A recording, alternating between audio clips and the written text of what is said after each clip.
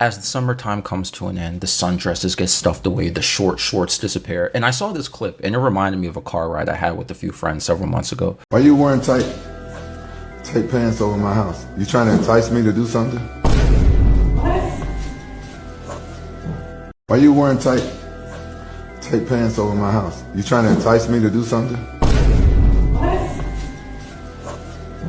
Now, if you don't get what just happened, I guess this housekeeper showed up in a not so standard uniform. I mean, hey, listen, y'all saw the clip. I'm still playing in the background. Y'all know what's going on here. I don't think I need to break down what she's wearing. Like, now, some of y'all nasty dudes probably looking the screen as we speak, but Rampage Jackson over here confronts her about her outfit, claiming she's trying to entice him, right? Meaning to tempt him in a pleasuring way or attract him in an advantage, right? Now, some of y'all are probably thinking, I mean, she's just wearing leggings. And I know some others are thinking, yeah, she is, but she knows what she's doing here. People have this argument all the time. Like a few months ago, I was carpooling with two of my friends to the city, right? And on the way there, we had to be in like Flatbush or something, somewhere in Brooklyn. I don't remember. We saw 4 snow bunnies walking down the street. Hey, my homie driving was Italian. Well, he is Italian rather, and the other passenger is Irish, okay? I'm the only black guy in the car. The snow bunny weakness and crisis can be tempting, even to them. So 2 of them were wearing these really tight black leggings and a crop top and a really short shirt. So like the shirt didn't go over the body. It was like, you see everything. And the other 2, one of them was wearing short shorts and some sort of bra on. And the last one, I don't remember what she was wearing. She had to be wearing leggings too. I don't remember, to be honest. And my friend was like, the one who was driving, he was looking like, bro's driving. He's like, his head is like twisted. He's like, sheesh. Hey, some girls act like they don't want attention or people to look at them, especially when they're dressing like that. And they're both going back and forth about it, agreeing with each other in a sense. And I'm just sitting in the back seat quiet, like, hey, I'm not part of this conversation. I don't want to have this conversation. You know what it is about this?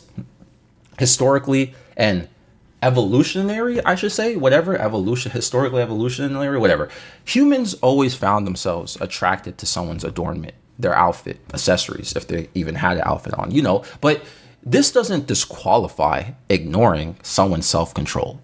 If you're gazing at Shorty for dressing provocative or dressing where her figure is shown more easily, like the maid, the housekeeper in the clip, right? Like she's literally just wearing leggings, but her figure is more easily shown because this is tight clothing, right? Which the figure and the anatomy of a woman, people will find attractive, especially if you're a straight male, right? Especially, you know what I'm saying? Even if it's easier visible too because of tight clothing. So she is literally wearing leggings, but dude, if you can't control yourself, that's a you problem. Like, I can't pretend I don't see stuff and think, sheesh, in my head, but that's all I'll do because someone's outfit doesn't define what their intentions are. And I think that's where the argument comes in, where like my friends in the car were like, they know what they're doing and they want to be seen. And I can't know that automatically if that's true, but it doesn't imply you go and violate her or start being awkward. Like, bruh, he low-key violated her. Like, dude, keep that to yourself. You saw it. You definitely did like it. He liked what he saw, but now he's externalizing his internal thoughts. And some people, they let those internal thoughts become external actions too. And I think this is an example of an external action. Like, bro, just, leave her alone, bro. Like, you know what I'm saying? You saw it. If you think she's enticing you, let's say she was trying to, you may think that in your head. Why you got to say something? Because now you just put the attention on that. And now she may feel like she's being harassed or something. Like, technically under definition, this is harassment. Technically under definition. Now, some of y'all may disagree, but like, this is what I'm talking about. We wouldn't have this topic if you just kept it to yourself. Now, I've actually heard the argument before that. And one of the guys mentioned this in the car. He said, when girls act like they don't want attention for dressing like that, they don't want attention from people they're not attracted to. Basically, he's saying they're okay with attractive men glaring at them and looking at them, or rich men or anything like that, but not men who they aren't attracted by. I guess the term is selective visibility. Wasn't there a psychological study about this, by the way? I think the term is called halo effect, where attractiveness makes someone's judgment very biased, which means if you find someone attractive, your judgment may be favorable towards them. So even though someone is pretty or has pretty privilege among a different demographic, and they could be selective about who gets their time and attention in return because they have that pretty privilege. It would be weird though to be like, she's asking for it though, or she's baiting me, or impulsively reacting to it in any other way, because society is weird where we basically are trained to seek validation through appearance. How cute you are, how good looking you are, how tall you are, how skinny, how fat you are, right? We're trained literally to seek validation through appearance. Yet, even though society has pushed narratives like this, what is deemed to be attractive and trained our subconscious, it seems hypocritical to punish women for playing that same exact game. Yeah, we're attracted to those leggings. We're attracted to certain pictures, poses, or whatever you see from shorties we see on Instagram or whatever, you know what I'm saying? But society literally trained us to be attracted to that because of media, not just social media, films, music videos, video games, people who are famous and who you look up to or people look up to and how they act. Like, you may call it bait, right? But I wouldn't villainize it as a justification to not have self-control, you know? Just because you see someone dressing, quote, provocative or, quote, baiting, it doesn't mean you got to let your inner thoughts take over your actions. And going back to the, quote, she's asking for an angle, it's a bit of a predatory justification, honestly. That sounds wild, you know what I'm saying? And it's almost like shifting blame and dodging accountability here. Like, I remember reading an article on Psychology Today.